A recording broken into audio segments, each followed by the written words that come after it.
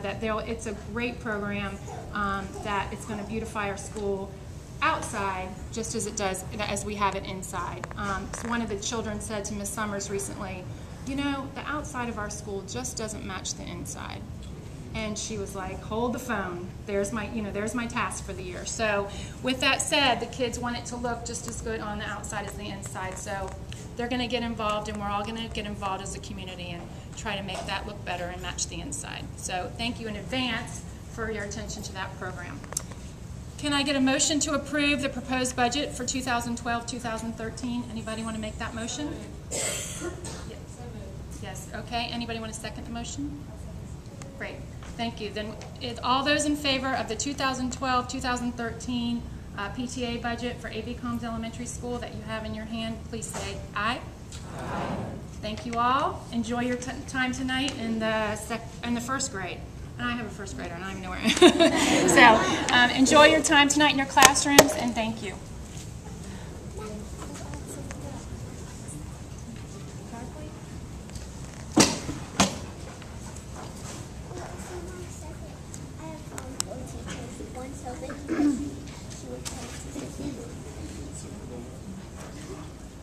I'll just talk really, really loud.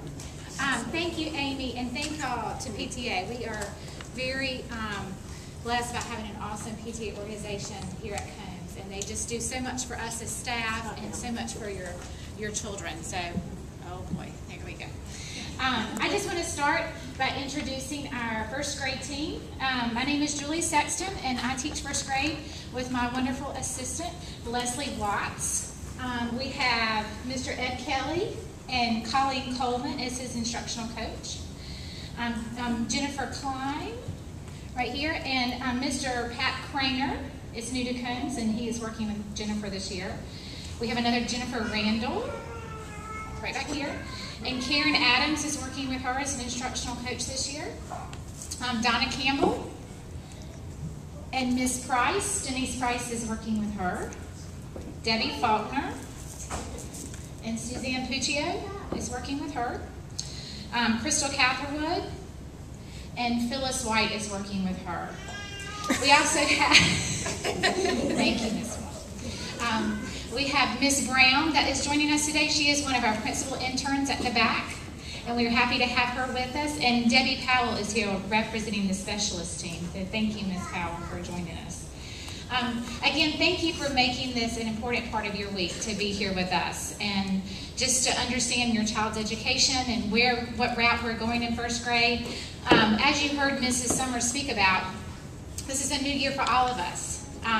The Common Core standards have been adopted by the state of North Carolina, and 48 out of the 50 states have adopted those standards, and we're really raising the bar of where we want our students to be achieving. So in the media and in the news, you probably have heard Common Core, Common Core. And it's a learning experience for all of us because we have new objectives that we are challenged to be teaching, and we are learning along with your child as far as what this year will look like. I think Wake County has done a great job of trying to help us and coach us along the way of what Common Core is to be expected, but it is a learning process. And so we are upping the ante for those children, and we are excited to what Common Core has to offer and just the higher level order of thinking that it encourages children at the age of 6 and 7 to engage in. So, sorry, my lungs are getting a little compressed. There's not much room. Been there, done that.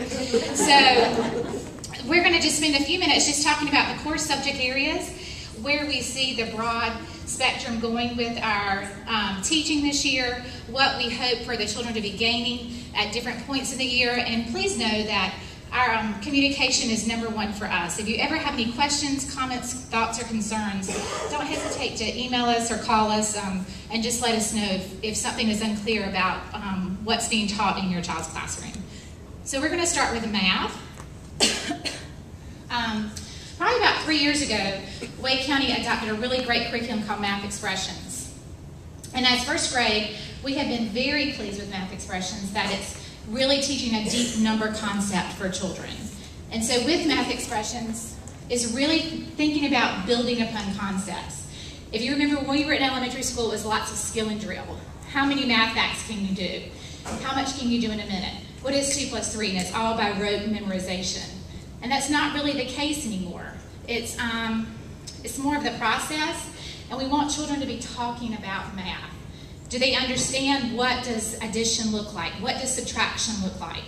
It's really dependent on word problems, because can they read for meaning to really gain an understanding of how to apply math in the real world setting? We often do what's called math talk, and what we want to present journal prompts for children because we want them writing about math. And again, it's not the memorization that we're honing in on, it's the process and their ability to even actually teach it to other children.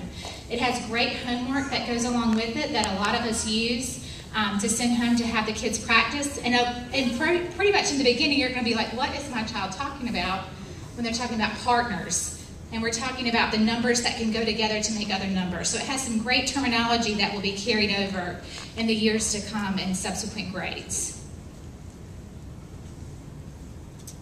And with Writer's Workshop, it's another emphasis that processes the process of writing.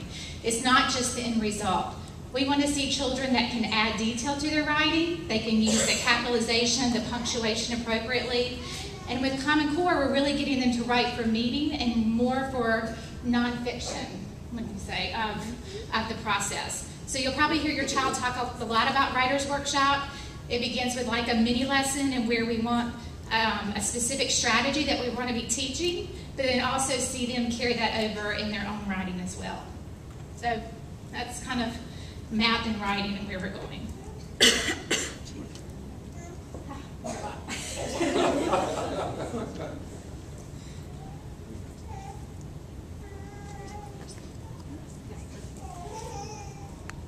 Good evening, I'm Debbie Faulkner. We're so glad that you all are here. We have a balanced literacy program in our classrooms, and balanced literacy has several different components. Reader's Workshop, guided reading, literacy stations, Writer's Workshop, word study, and vocabulary. And we incorporate all of those parts of literacy all day, each day during our literacy block.